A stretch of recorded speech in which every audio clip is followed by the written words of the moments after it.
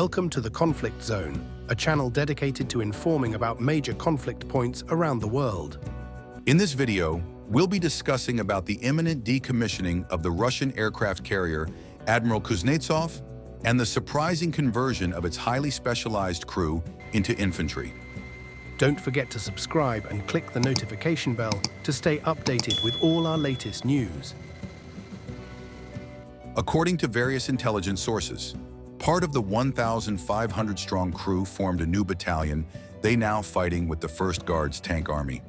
This unit has seen in action in Kharkiv and Pokrovsk and was formed about 6 months ago. Due to the high casualty rates in Ukraine, the Kremlin has been creating new combat units every month to cover its losses. The creation of a new battalion might not seem surprising, except for one key detail.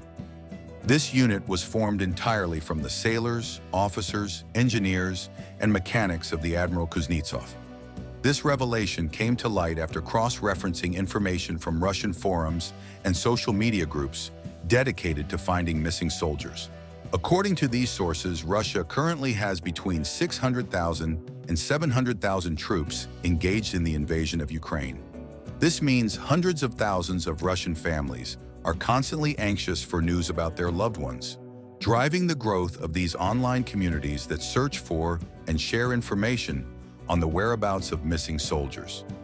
It was on one of these forums, due to the desperation of the family of sailor Oleg Sosadov, who was serving on the Admiral Kuznetsov.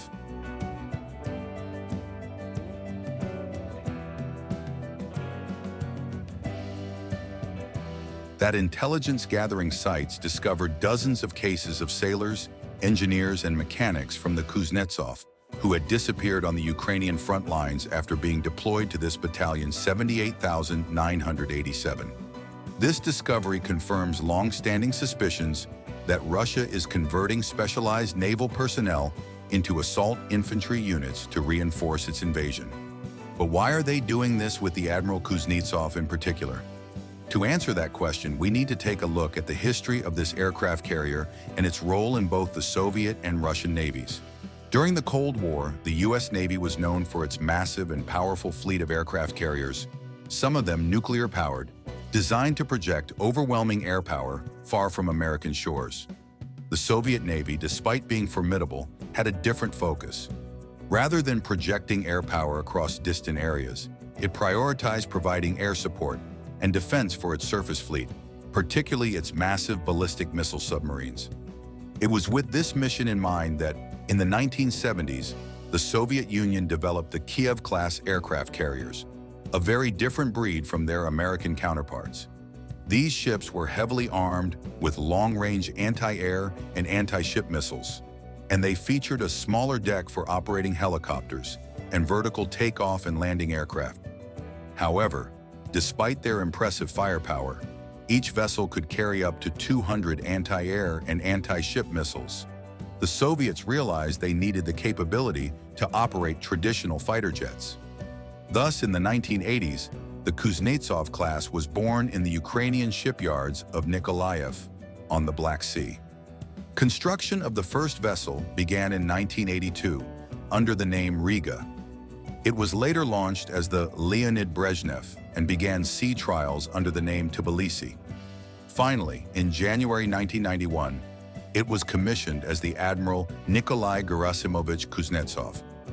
This was a large vessel measuring 305 meters in length, with a displacement of 59,000 tons and a crew of 1,600 sailors, engineers, and pilots.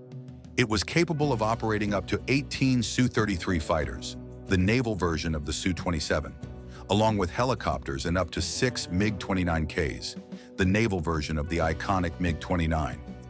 But the Kuznetsov also inherited characteristics from the older Kiev class, particularly its missile arsenal. It carried up to 12 massive P-700 Granite anti-ship missiles and 192 anti-aircraft missiles. When it was introduced, the Admiral Kuznetsov represented the pinnacle of Soviet naval technology developed throughout the Cold War. However, despite its firepower and air capabilities, the Admiral Kuznetsov was plagued by significant design flaws, particularly with its propulsion system. Since its main role was to provide support and protection for the fast-moving Soviet fleets of submarines and cruisers, the Admiral Kuznetsov also needed to be fast. To achieve this, the Soviets installed 8 turbo-pressurized boilers, 4 massive turbines, 9 turbo generators, and 6 diesel generators, altogether producing 200,000 horsepower. These engines were powered by mazout, a type of low-grade heavy fuel oil notorious for producing long, visible black smoke trails. The ship's massive and complex engine system, combined with the use of low-quality fuel, led to frequent mechanical breakdowns. The problems were so severe that, in addition to its standard escort of warships and supply vessels, the Admiral Kuznetsov constantly required a tugboat to accompany it in case of engine failure. Since its launch in 1985 and commissioning 6 years later, the Kuznetsov has completed only 7 patrols. During its most recent deployment off the coast of Syria in 2016, the carrier's air wing lost 2 of its 24 jets to accidents within just 3 weeks. These crashes were the start of a long series of incidents. 2 years later, in October 2018, the Kuznetsov suffered serious damage when its dry dock, the PD-50, sank while the carrier was undergoing repairs. Then, in December 2019, a fire broke out on the ship itself.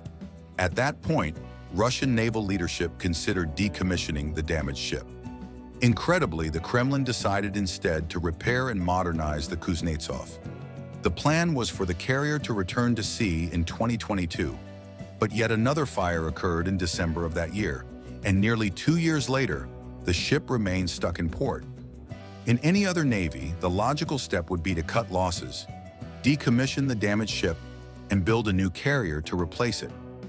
But Russian industry likely isn't capable of building a direct replacement for the Kuznetsov or any other large warship, which is why so many of Russia's largest vessels are old Soviet ships, worn down by decades of service.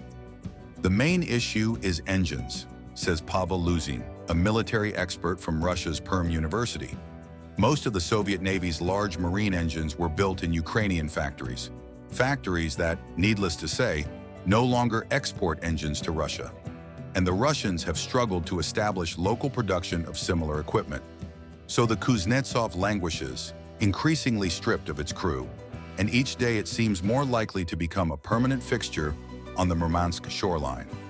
Its sailors, meanwhile, are fighting, and as it turns out, dying in Ukraine, victims of the same war of aggression that has also deprived the Kuznetsov of the heavy machinery it needs to return to the seas.